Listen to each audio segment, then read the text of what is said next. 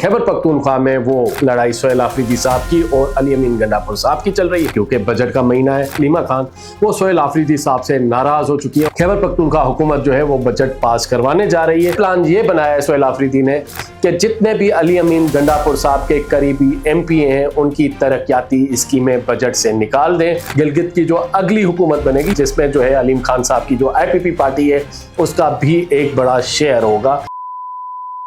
जी अस्सलाम वालेकुम। और आज मैं आपके साथ 2-3 खबरें शेयर करने वाला हूं और सारी खबरों में जो है ना सिर्फ और सिर्फ लड़ाई है, तसाद है, तसादुम है। हाँ जी, और ये सारा मामला किसके गिर्द घूम रहा है? ये सारा मामला घूम रहा है पैसे के चक्कर में, क्योंकि बजट का महीना है, बजट आ रहा है। वफाकी बजट में जो है वो पीपल्स पार्टी और नून लीग की लड़ाई चल रही है। एंड खैबर पख्तूनख्वा में वो लड़ाई सोहेल आफरीदी साहब की और अली अमीन गंडापुर साहब की चल रही है। लेकिन वहीं पे ही एक और लड़ाई जो है वो हलीमा खान साहिबा की भी चल रही है।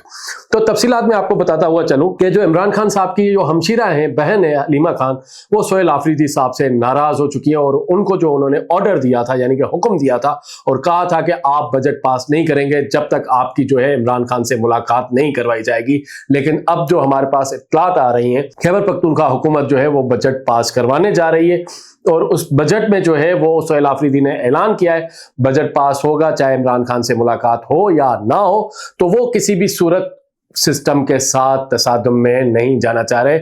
और इस सीट पे जो भी आता है, पहले अली अमीन गंडापुर साहब, याद होगा आपको गुज़िश्ता सालों में कि उन्होंने भी बजट पास किए थे, उनको भी यही अहकाम दिए गए थे जब तक आपकी इमरान खान साहब से मुलाकात नहीं करवाई जाती आप बजट पास ना करें।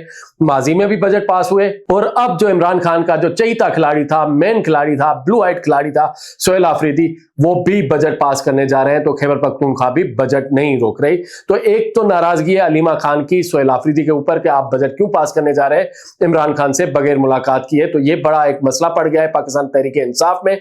और ये आप देखेंगे कि जो अगला जो इमरान खान के मुलाकात के दिन आएंगे, एक आज जुमेरात था, फिर अगला जो मंगल आएगा, फिर जुमेरात आएगा, तो ये आपको बड़ी एक हीट नजर आएगी अडियाला के बाहर कि वहां क्या होता है। लेकिन खैबर पख्तूनख्वा का बजट पास करने का उसूली फैसला हो चुका है, चाहे मुलाकात होती है या नहीं होती है। दूसरी खबर यह आ रही है कि जो सोहेल आफरीदी को टफ टाइम देने जा रहे थे अली अमीन गंडापुर, तो उसको जो है सोहेल आफरीदी ने चेकमेट दिया है और ऐसा चैलेंज किया है कि जो भी आपके जो हिमायती याफ्ता MP हैं, जो सुनने में आ रहा था अली अमीन गंडापुर साहब के 20-25 MP जो है वो अली अमीन गंडापुर के साथ हैं, तो सोहेल आफरीदी के खिलाफ जो है वो अदम एतमाद के दें या जो भी कह दें, कोई टफ टाइम उनको देने जाएंगे। तो सोहेल आफरीदी ने सीधा सीधा एक प्लान बनाया है। वजीर खैबर पख्तूनख्वा के जो फाइनेंस के वजीर हैं, उनके वजीर खजाना खैबर पख्तूनख्वा के साथ प्लान बनाया है।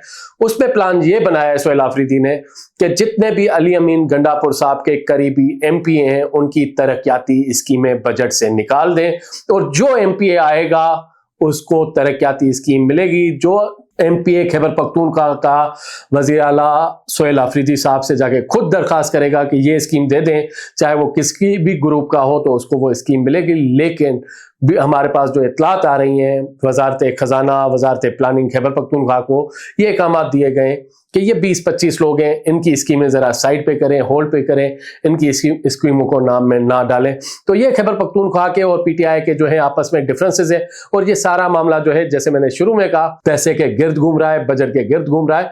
तो ये देखते हैं आगे चल के कितनी शिद्दत इख्तियार करते हैं। लेकिन इस वक्त लड़ाई जोर की चल रही है और सोहेल आफरीदी ने भी ठान ली है कि अली अमीन गंडापुर के MPA को, जो उसके ग्रुप का जो MPA होगा, उसको कोई भी तरक्याती स्कीम नहीं मिलेगी जब तक आके वो यहाँ पे अश्योरेंसेस नहीं देगा कि कोई पार्टी में पार्टीबाजी नहीं होगी।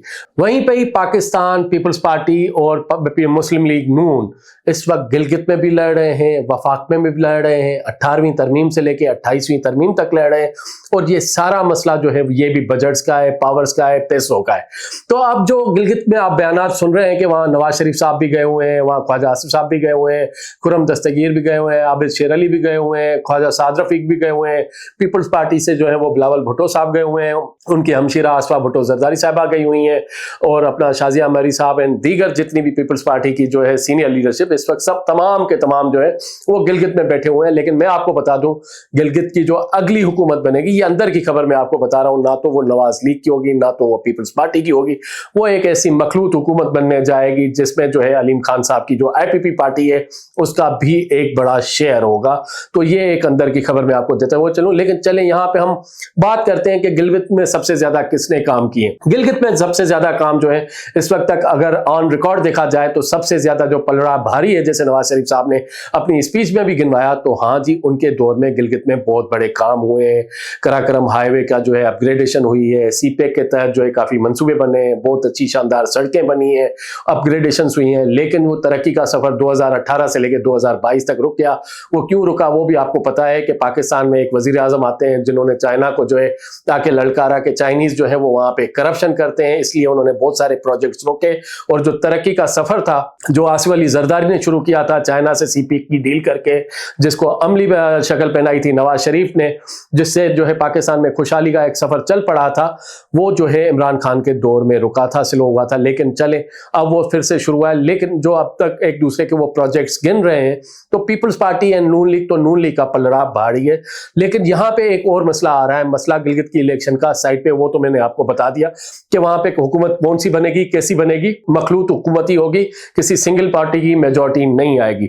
यहीं पे ही मैं आपको एक और बात बता दूं कि बजट के मामले पे भी जो है पीएमएलएन और पीपीपी के दरमियान जो है बहुत सारी चीजों पे इत्तेफाक राय हो चुका है, क्योंकि बहुत सारी खबरें मार्केट में चल रही हैं कि कोई यूनिट्स बन रहे हैं, कोई नए सूबे बन रहे हैं, कोई बड़ी तरमीम आ रही है। ऐसा बिल्कुल भी कुछ नहीं हो रहा है। सिर्फ अगर हो रहा है और जिस चीज पे कंसेंसस हो चुके हैं, तो एक फाइनेंशियल फ्रेमवर्क एग्रीमेंट होगा जिसके तहत जो है कुछ फंड्स जो है सूबों से लेके वो वफाक में डाले जाएंगे, ताकि वफाक से जो है वो वफाक की जो प्रोजेक्ट्स हैं, खास करके सिक्योरिटी के, डिफेंस के, वाटर सिक्योरिटी के एंड दीगर जो बड़े प्रोजेक्ट्स हैं, उनको जो है स्ट्रेंथन किया जाए, वफाक को मजबूत किया जाए।